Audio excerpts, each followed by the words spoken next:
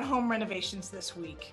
So many people jump in and they fix up a home the way they think they should, but they don't really take into account what a buyer is looking for or what is going to get you the most value if you're selling a home. So this week I have a dear friend, a realtor who has above grade standards. You provide such excellence and service to your clients. I know you have an eye for fashion and detail. So nobody better than Nilmini Hecox. I'm so glad that you joined us today. So, and you just joined. We want to shout out to Liv Sotheby's International Realty. What an exciting change for you right now. Yes, I'm very excited to be at Liv and to be able to bring, honestly, all of their world-class services and resources to my clients. Absolutely. It's been incredible. So we're going to jump in because we were just talking before we started recording that you've recently acquired 3 listings. So you're going through the homes and you're identifying things that maybe need to be upgraded, have been upgraded well, and will show well and sell well. So why don't you kick us off with, if I'm selling my home, what are those very first things that I should be looking to upgrade in order to list? I would say, given our current climate and how much time we all have been in our homes, we continue to be in our homes, we eat in our homes, right? We sleep and we go to the bathroom. So those 3 things truly, kitchens, bathrooms, and your sleeping spaces. So creating sort of a place of sanctuary, rest in the bedroom, having a functional kitchen, because if you're in your house with all of your children and people are eating and cooking constantly, it really needs to be a space that you can all be in comfortably and enjoy that for sure. And then always bathrooms. People just like to see updated bathrooms, and it's really truly not that hard to upgrade or refresh your bathroom. It does not have to be a full-on renovation. Same for kitchens, and absolutely same for bedrooms. It's furniture, furnishings, decorations, lights, that kind of stuff.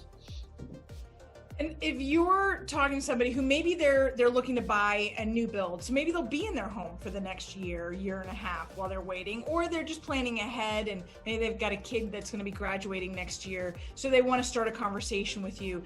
Do they start renovating then, like a year earlier, or should they wait and live in the home longer? What would you suggest a timeline to be? So if they're planning to not really go on the market for a year, what should they do? Right. So I can speak from experience because we've renovated or upgraded at different levels 3 homes before selling them. And I tell you what, every single time I made a change that I knew was the right thing to do from a real estate standpoint, from a marketing standpoint, to position the house really well, I kicked myself every time because I wished I had done it sooner. Because I was living in the blessed space and I should have been having a good time in there, you know? So I think, to me, it's truly all about creating a space in your life that you exhale when you come into, right? That's what home is. And rather than being in the future, be in the moment, be in the present, do the things you want to do to live better, to live the way you want to. So if that means changing up your paint, because yes, that'll help you when you list in a year, change up the paint. That's the easiest thing in the world to do. And it's a quick refresh.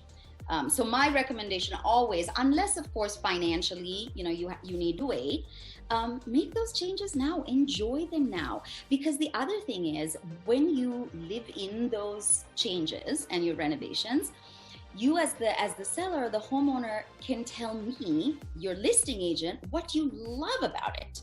And I then can put that into marketing, right? To draw your next buyer. I believe that the house finds you. This is something I say to buyers all the time. So the more I know that's personalized, that's an experience that the seller has had in their home that they love, whether it's cooking, whether it's having a private home office, that's something we didn't touch on. I do think that that's a renovation that I would recommend. A creative use of space in your basement to have an office, for example. If those are things that the seller has enjoyed, Do it, tell me about it, I'll write about it, and then your buyer sees it too. And the faster your home sells. Absolutely. That makes a whole lot of sense, because all I'm thinking about is if I renovate it now, then I might ruin it. Right. Like the kids or kids, dogs. Maybe it's just the way I live. I don't know.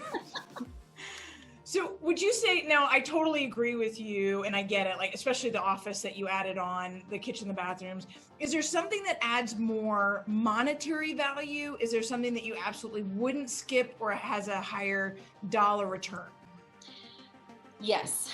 So I would say the highest dollar return and the easiest thing to do is paint and carpet. Truly. Okay. I mean, you can do that depending on the size of your house for $10,000, and it just changes the feel of your house. It freshens it up. It doesn't, make it feel tired. It also creates somewhat of a blank slate for the next buyer to be able to see themselves, right, in that home. Yeah. So that definitely if we're thinking about, $5,000 to $10,000, what's the biggest bang for your buck? Paint and carpet all day, every day. For something a little bit more than that, and this is what I was talking about earlier in terms of, little upgrades, right? If you redo your whole kitchen and you gut it, you are not getting a one-to-one return on that. You're absolutely not. That's just what it is. But if you change out things like the hardware, if you do hinges, make your cabinets soft close. If it's an older kitchen, rather than putting in new cabinets, could you reface them? Could you paint them? Those are things that refresh a space and gives you the highest return. Bathrooms, I would say a new vanity, a new mirror, new lights, small things, not major renovations. I think people think I have to gut a space. You don't really, you don't. It's a little bit on the aesthetics, truly, that goes a really long way. That tip was worth its weight in gold right there, right? I mean, people do think that they have to redo the entire thing in order to make it new, but it is just those small touches. What are you seeing, anything different than you've already said, that you're seeing buyers specifically look for in a home when they go in, especially if they're expecting the home to have been upgraded? Yes, good question. I think buyers now definitely look for spaces in a home where there can be private offices, whether it's for them, to work from home, or for kids to do remote schooling. In fact, one of the houses that I'm listing next week, there's this interesting basement space that when you come down the stairs, it's an older home, the laundry is off to the right, but there's this great 300 square feet of space that I am going to have a stager stage as a school, as a little, desk and for the kids, because that's what people want right now, right? The home office, remote school, definitely, they look for that. I also have found that more people are looking for outdoor spaces with fire pits, where surprise, surprise. So we can still hang out. Maybe you and I can do that. I have a fire pit. We can have a glass of wine if we're not comfortable, going out. So I think those are things that people definitely look at. Could I sit outside? Could I take a work call in a space that's not maybe inside, but it's outside, that's quiet? I see people looking for that a lot more now than before. Do they know how to express it? Are they coming in and telling you, here's a list of things I need? Or do you just feel like they're not seeing it if it's not there? That's such a good question. I love that question. Some do and some don't.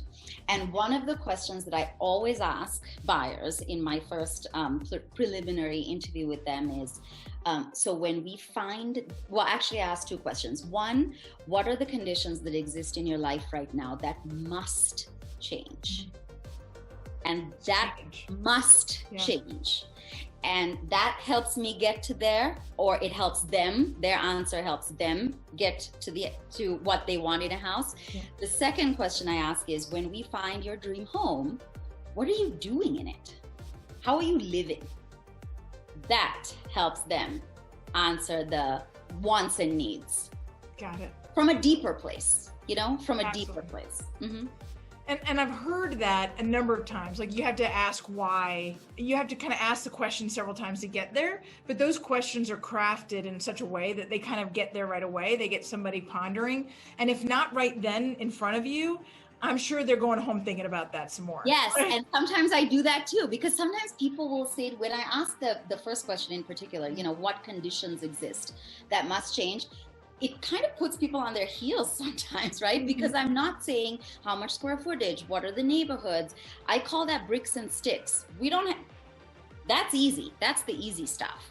It's the how you want to live in this space. What are the dreams that you're bringing to reality in this next chapter, in this home?